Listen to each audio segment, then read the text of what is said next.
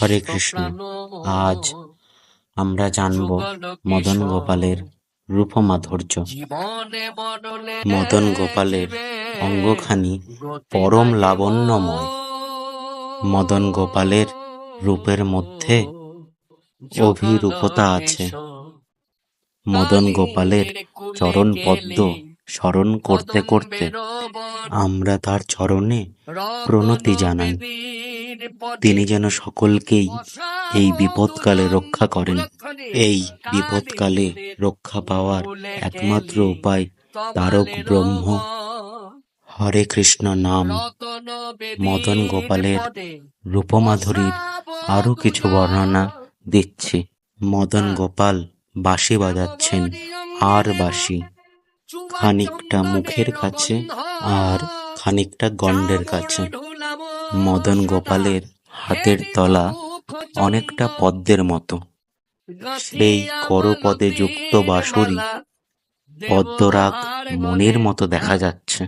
মদন গোপালের দাঁতগুলি অতি শুভ্র। তিনি যখন হাসেন, আনন্দিত হন, তখনই সেই দাঁতটি বেরিয়ে আসে। সেটি তখনই ভক্তরা দেখতে পারে। বাঁশরির যে অংশ মুখের কাছে, তার মুখের স্নান্নিগ্ধে স্ফটিকের মতো দেখা যাচ্ছে।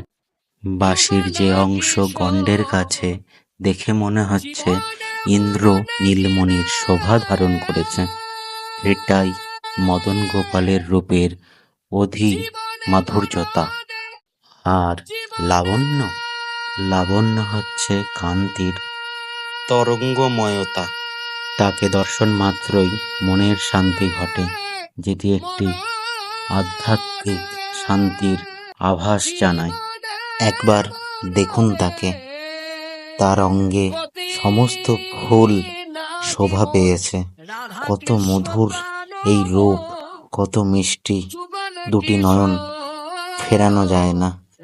একবার দেখলেই মনে হয় চাঁদ যেন পৃথিবীতে নেমে এসেছে। পৃথিবী যেন স্বর্গে রূপান্তরিত হয়েছে। এত সুন্দর দেখতে তিনি, সেটি বাক্যে প্রকাশ করা সম্ভব নয়। তবু একটি চেষ্টা মাত্র করা হলো। কোন রকম ভুল ত্রুটি হলে এই অধম ভক্তকে ক্ষমা মার্জনা করবেন। এই হলো আমাদের মদন গোপালের রূপমাধুর্যতা। ভিডিওটি ভালো লাগলে সকলের সাথে শেয়ার করবেন, কমেন্ট করবেন এবং বেলপুকুর মদন গোপাল মন্দিরে আপনারা আসবেন। হরে কৃষ্ণ।